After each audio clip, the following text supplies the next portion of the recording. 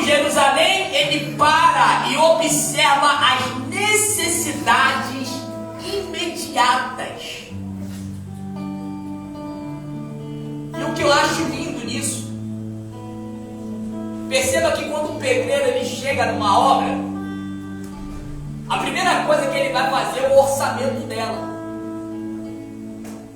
E tem pedreiro que ele quer fazer tudo. Mas tem coisas na nossa vida que não é o tudo que vai trazer solução. Deus ele vai atuar nesta noite nas áreas mais necessitadas aqui. Aleluia. Aleluia. Às vezes você espera o tudo para que a sua vida possa agir de uma forma calma. E o que Deus está dizendo aqui, que Neemias, ao chegar cansado, ele não repousa. O que ele vai fazer? Ele vai observar. E nessa observação ele vai conectar as necessidades imediatas. O que eu entendo com isso? Que tem coisas que Deus vai trabalhar no seio dessa igreja que somente é o alvo necessário. E aquilo que é imediato, ou seja, é o haja ou ouve de Deus.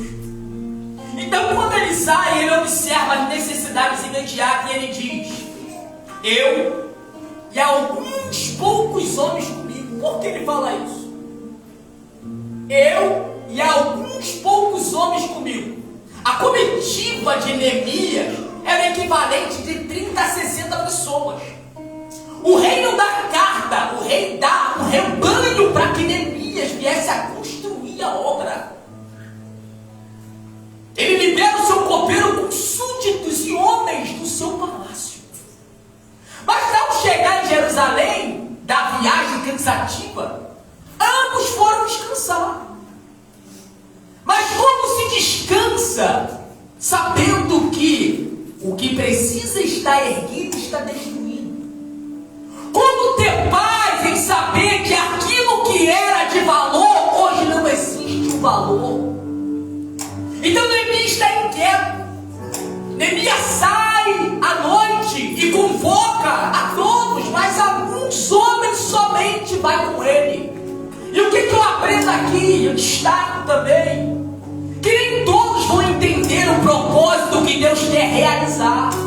Nem todos vão compreender que o trabalhar de Deus às vezes não é no muito, é no pouco.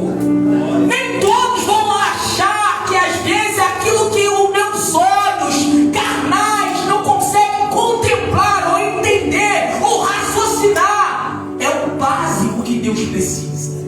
Aleluia, Jesus. Então quando Neemias sai, ele sai com poucos homens, ele frisa isso para entender, para que nós aprendamos que a reconstrução da vida ou de uma cidade, para que haja luz de um avivamento, é necessário começar por poucos. E ele saiu, ele e poucos homens. E o interessante é que Neemias diz assim: eu não declarei a ninguém o que Deus havia posto no meu coração para fazer por Jerusalém. Sabe por que ele disse isso? Se eu falar nesta noite o que Deus quer fazer através da vida de cada um de vocês, algumas pessoas aqui não vão aceitar. Porque o processo para chegar até lá é doloroso, é esmagador. Uma certa vez eu falei com um irmão que estava passando um problema muito difícil. Falei para ele: irmãos, a vida do ser humano é murmurar, mas ele não consegue enxergar o que ele já tem, só o que não tem. Ele não consegue dar valor ao que ele possui.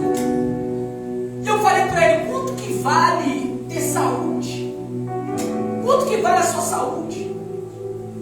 Falei: quanto que vale você enxergar? Quanto que vale você andar? Quanto que vale você ter mãos, ter pés? Quanto que vale você ouvir, ter olfato? Querido, quanto que vale cada órgão do seu corpo funcionar normalmente? gente é tão racional que a gente não consegue enxergar o que nós já temos e murmuramos do que não temos. Quantas pessoas, irmãos, agora não têm o que comer, estão doentes, camadas, paraplégicas, cegas, surdas, e você está aqui com vida, Aleluia. andando, falando, Glória a respirando, com saúde. Quantos aqui têm gratidão a Deus nesta noite? Aleluia. Glória a Deus. Então agradeça. Agradeça.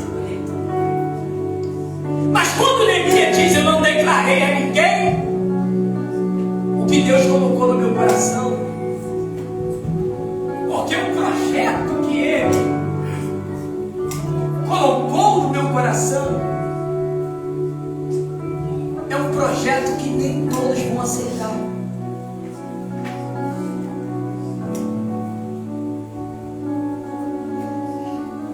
Irmãos, construir do chão aquilo que um dia já foi erguido é doloroso demais. Levantar a vida de um desviado que um dia já foi um crente fervoroso é muito difícil. Construir o hábito de voltar ao primeiro amor, jejuar, orar, subir monte, ter vida com Deus, se apartar da aparência do mal, ter retidão, ter compromisso, respeitar a liderança, seguir o passo a passo. Se eu perguntar hoje quem quer fazer isso aqui, muitos vão me olhar e no seu coração terá um ponto de interrogação. É por isso que Neemias não declara, porque nem todos iam entender. E o que ele faz? Ele vai orar e vai jejuar, porque na oração ele quer falar com Deus, e não jejum, ele quer pedir a direção ao Senhor através da sua consagração, para que haja uma luz naquilo que Deus colocar lá no seu coração. Então ele não declara, e eu aprendo que isso é uma lição para nós. A Bíblia diz que Neemias, ele vai averiguar a cidade, ele viu as necessidades da cidade, e agora ele se prepara para reformar os muros e a reforma das portas de Jerusalém. A primeira coisa que Neemias enxerga que é necessário: primeiro eu preciso cercar aquilo que foi derrubado, e depois colocar as portas que já não existem mais no lugar.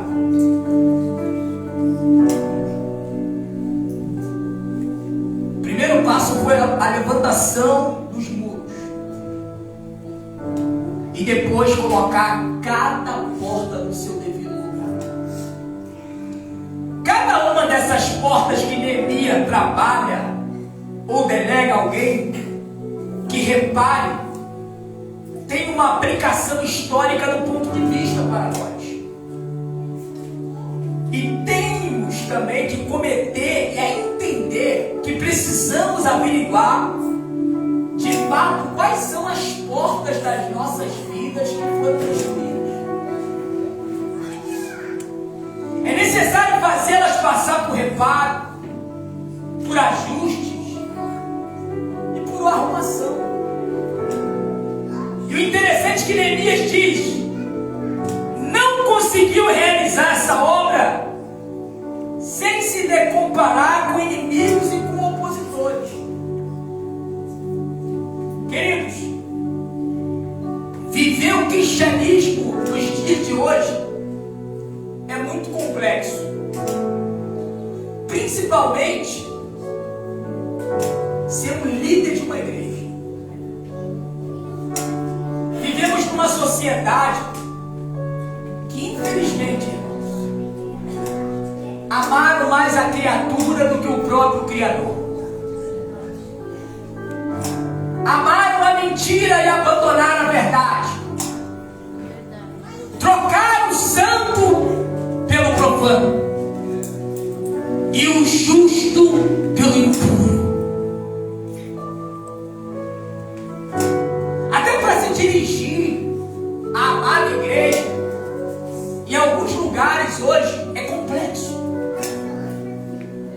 porque nem todos estão aptos a ouvir aquilo que Deus tem a dizer. É por isso que Neemias, ao colocar no seu coração, ele tem opositores, que é aqueles que são contra a visão que Deus deu a ele, e ele tem inimigos ainda, porque ninguém quer que a vida de outra pessoa seja construída ou seja erguida novamente. Então Neemias está no impasse, e nem por isso ele deixou de realizar a obra.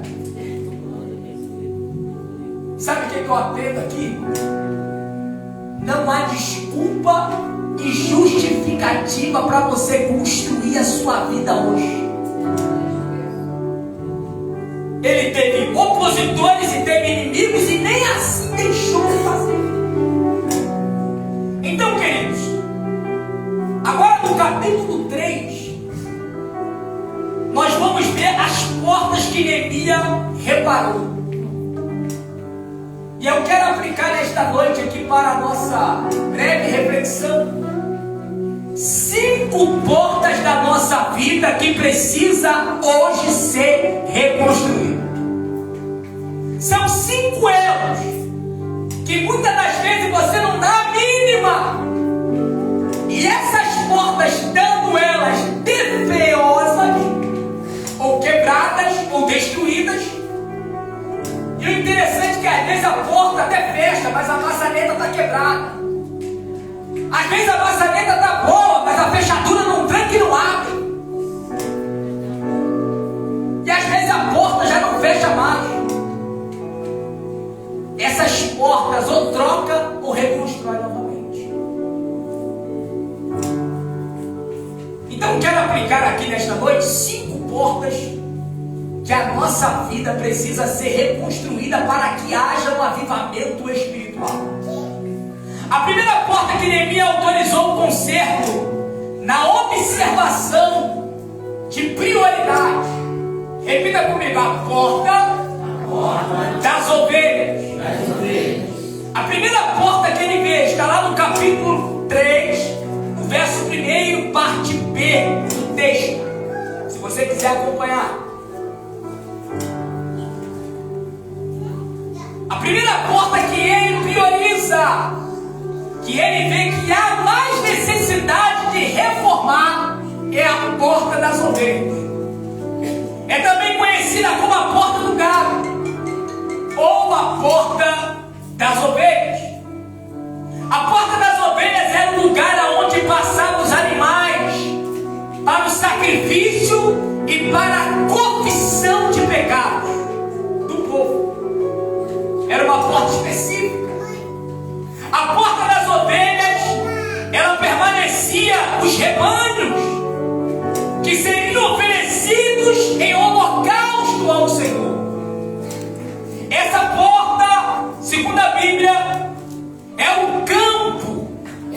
Ela é a porta para o arrependimento.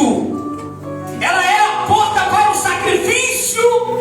E ela era a porta para a consagração. E isso, queridos, nos deve fazer nos lembrar da necessidade que temos de reparar a nossa porta de sacrifício e a nossa porta de confissão de pecado. Querido, sabe por que uma oração não é ouvida? Uma resposta não é concedida? Uma vida é travada por causa de pecados não confessados. Injúria, mágoa, inveja, intriga, mentira, porfia, engano, olhares, pensamentos maliciosos, pecados que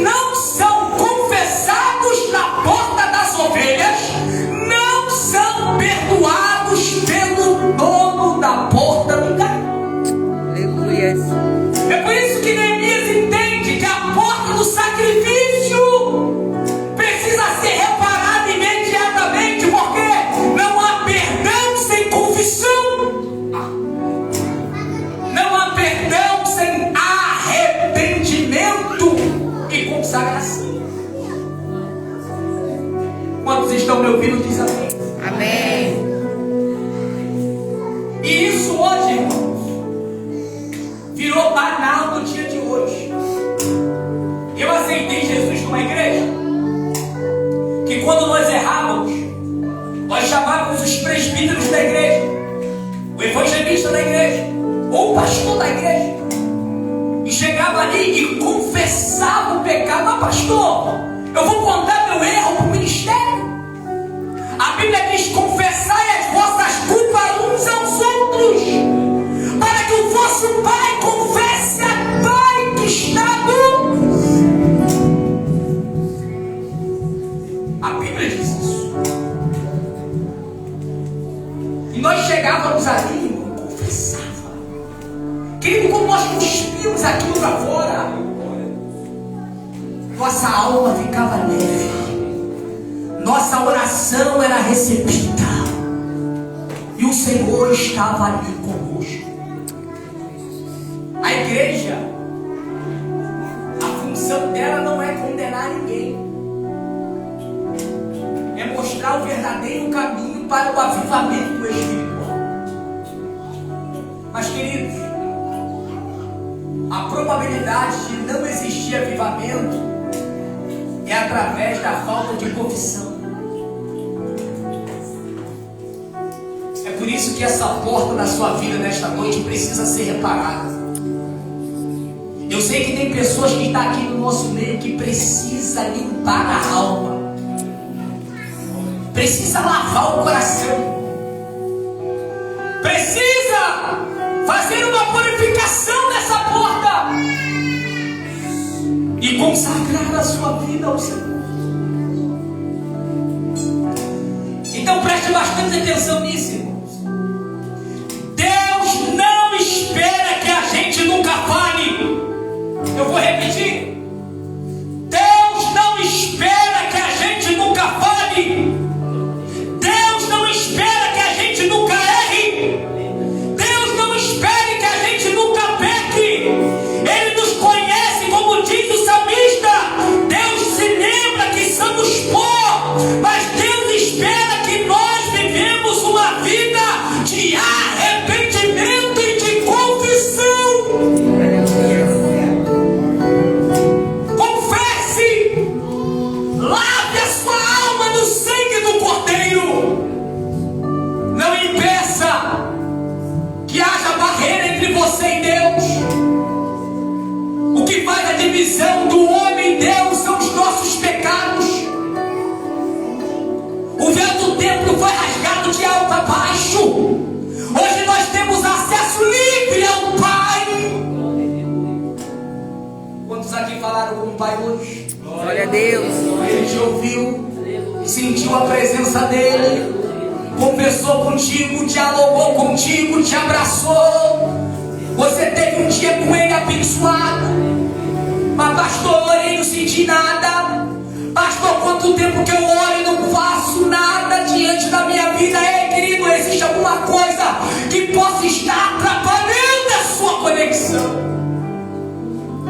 É necessário que haja essa conexão. Essa é a primeira porta que precisa ser aberta. Não há avivamento sem consagração e arrependimento.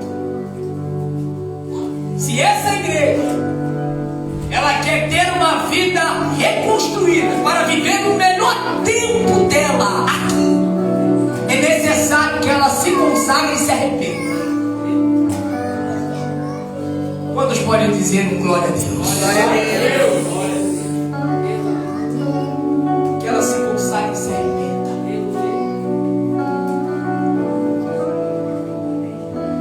Do Salmo de número 33, versículo de número 5 diz assim: confessai o meu pecado, confessai a minha iniquidade, que não me cobriu. Ou seja, reparar a porta das ovelhas é oferecer sacrifício no altar de Deus, é oferecer o melhor novilho no altar do Senhor.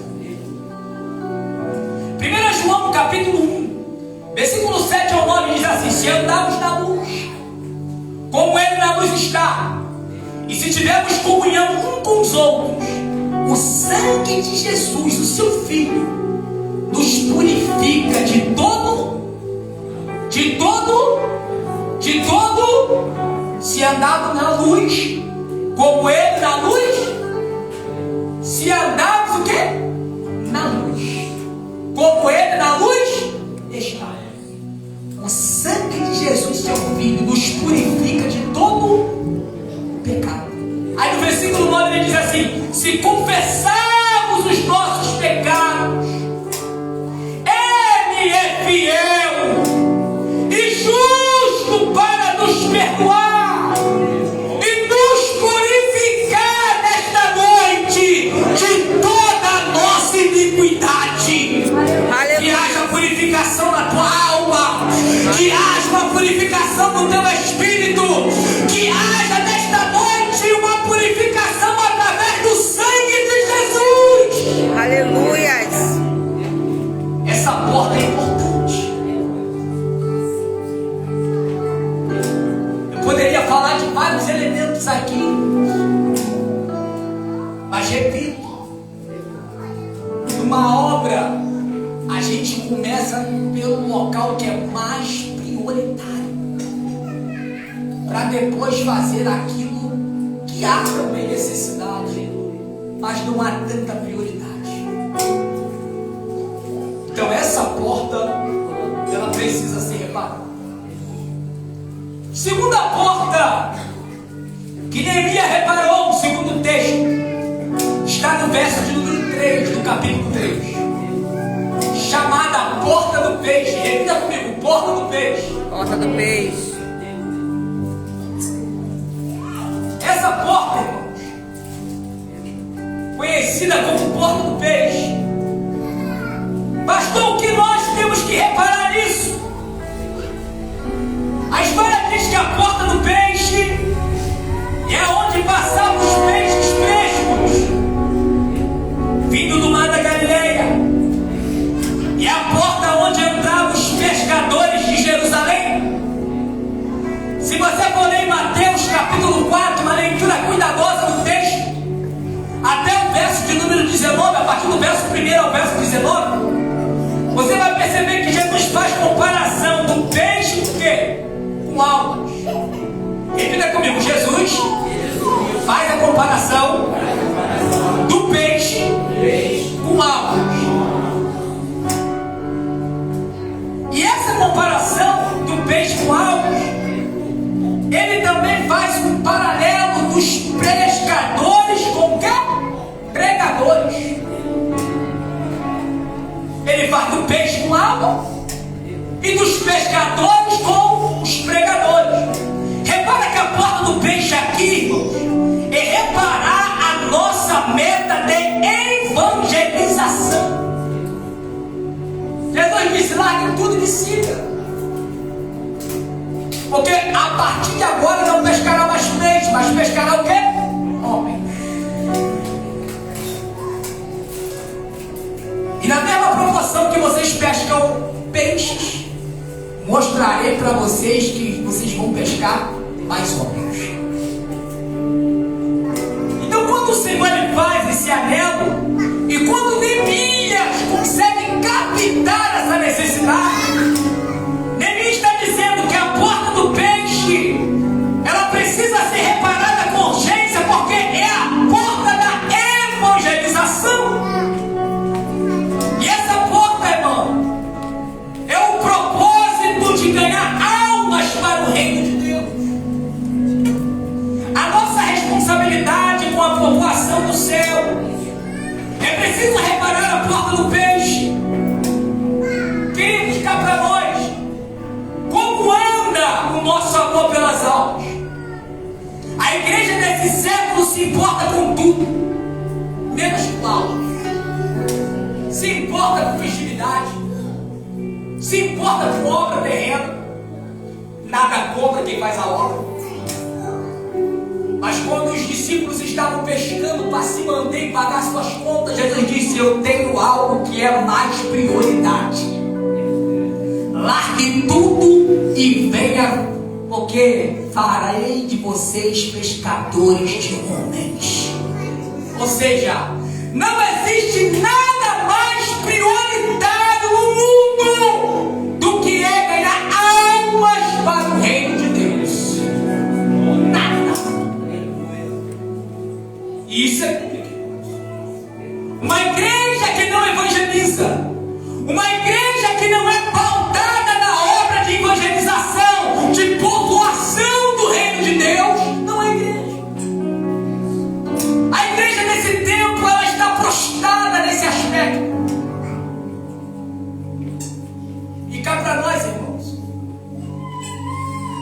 ela age até como aqueles poucos homens agiram como Neemias, quando chamou, na primeira dia que chegou em Jerusalém, a Bíblia diz que saiu ele e poucos homens com ele. É a mesma coisa quando nós falamos assim, vamos fazer uma obra de evangelização. Querido, é como se o pastor estivesse dando uma sentença para alguns.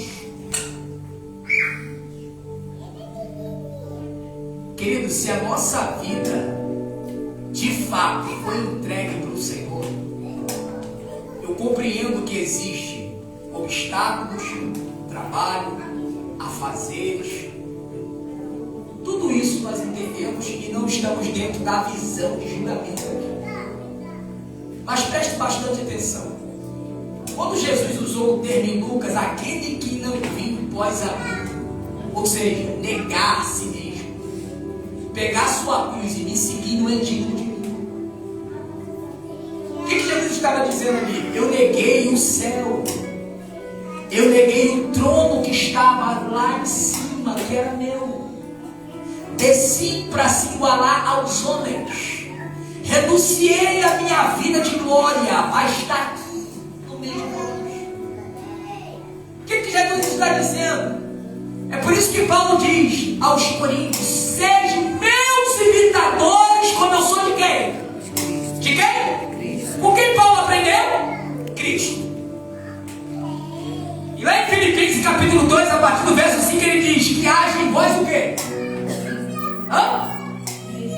Que haja em vós o quê? O mesmo sentimento que houve também em Cristo Jesus, que teve forma de Deus, não teve como usurpação ser igual, mas se fez semelhante a nós. É por isso que essa porta é prioridade. E eu gostaria que cada cristão que está aqui, ou não cristão, entendesse que a sua vida está englobalizada dentro desse propósito. Mas pastor, ganhar almas é só para aqueles que têm carne. Mentira.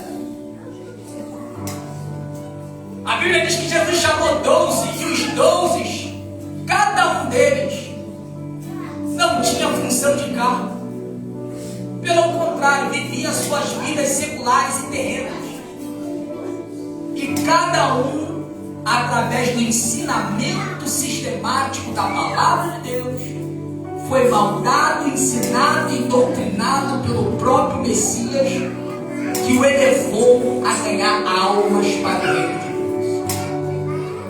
Para você ver que a pregação de Cristo era tão equivalente, que Pedro abandona a pesca para pescar homem, para seguir o que o Cristo Jesus estava fazendo. Então a segunda porta que precisa ser reparada com urgência é a porta do peixe, porque perdemos o amor pelas almas, perdemos o amor pela vida, estamos mais preocupados com nós mesmos e esquecemos que não basta a gente estar bem. Precisamos que através das nossas vidas, outras vidas também possam ser alcançadas. Catuca o vizinho que está do teu lado e diga para ele: você vai ter que prestar conta. Você vai ter que prestar conta.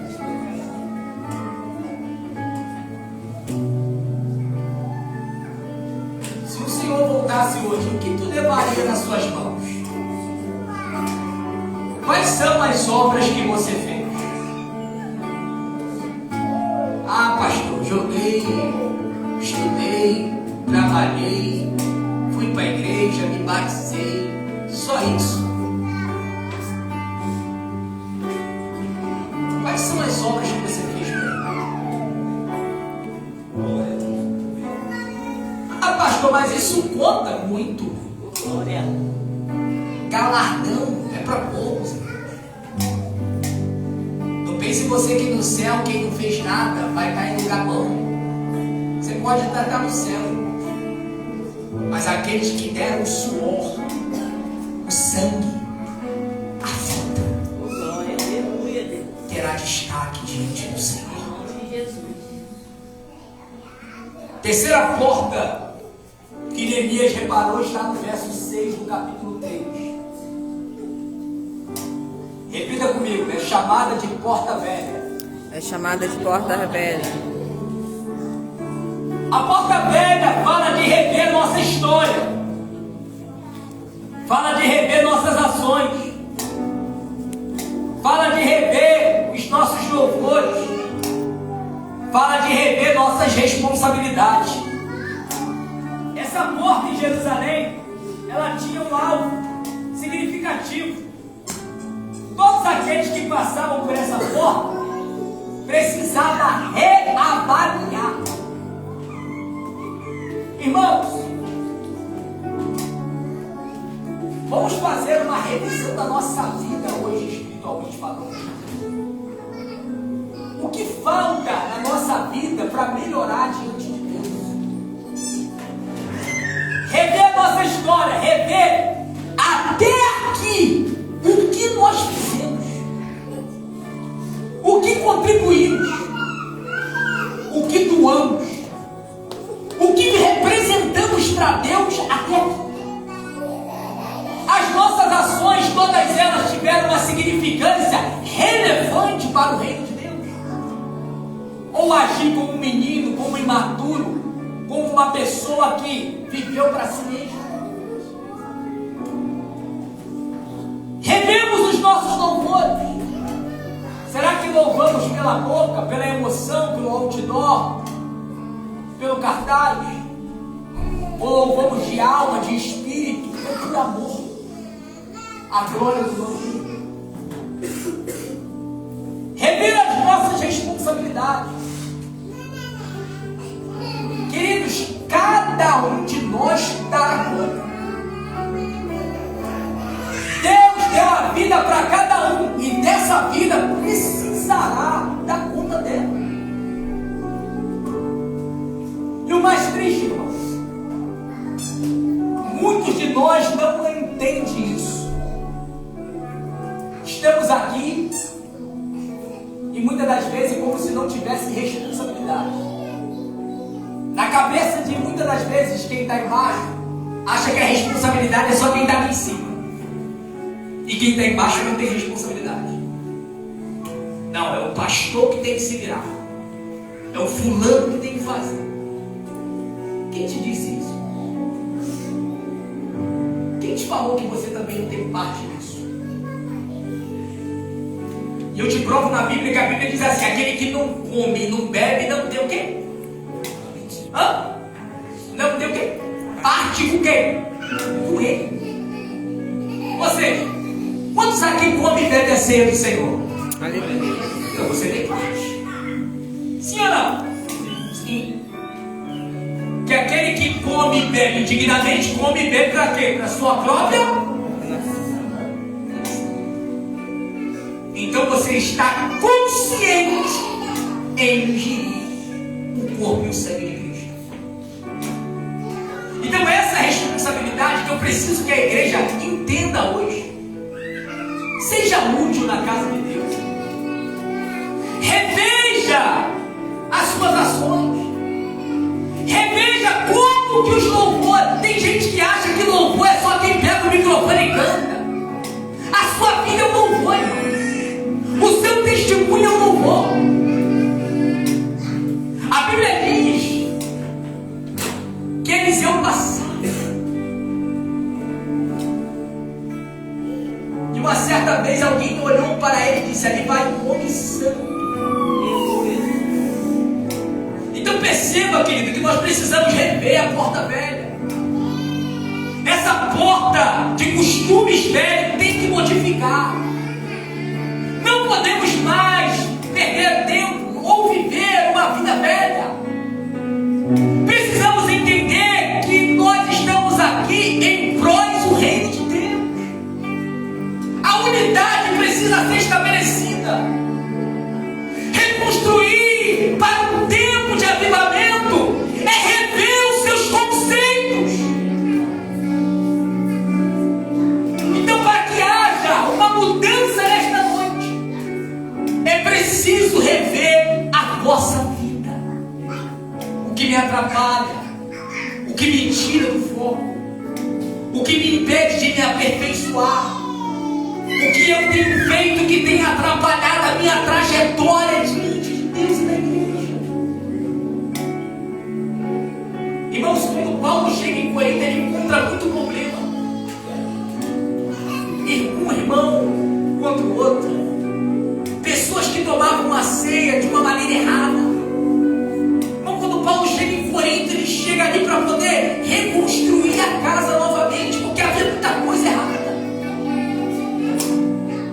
Mas ele teve ali a temperância e pausadamente foi reconstruindo passo a passo. Quarto lugar, repita comigo: precisamos reparar a porta velha. Reparar a porta velha. Quarta porta que precisamos reparar, repita comigo: a porta do vale. A porta do vale. Essa porta está descrita no verso 13 do capítulo 3. A porta do vale é aonde sai o quê? Os entulhos, o lixo, a sujeira da cidade. Reparar a porta do vale é tirar aquele entulho que estamos entulhando dentro da nossa casa. Porque é tempo de limpeza. É tempo de santidade na casa de Deus. É tempo de nós entendermos que a luta não é contra a carne nem sangue.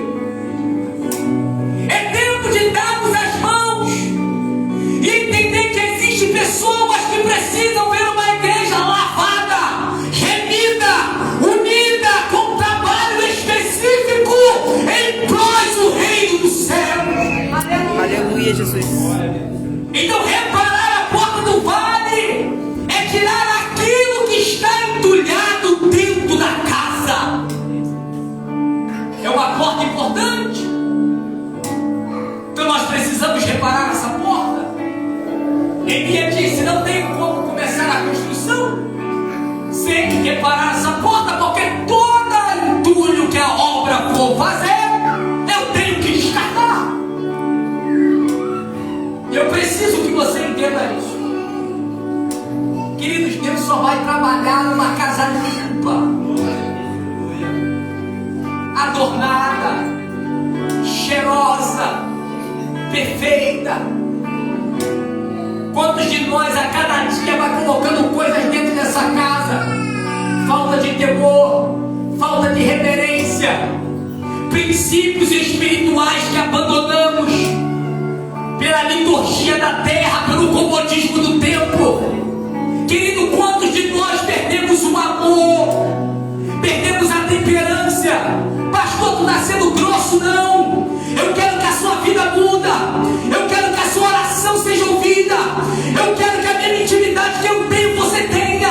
Eu quero que nesta noite essa igreja, as pessoas que colocarem o pé na porta dela, sejam impactados pela glória de Deus. Aleluia. Mas para isso, irmãos, é necessário que essa igreja compreenda que não é somente o altar que tem que estar puro, toda ela precisa estar limpa. Pedro estava reunido, Paulo, Silas, e a Bíblia diz que eram 120 irmãos no mesmo propósito, na mesma harmonia, na mesma ligação.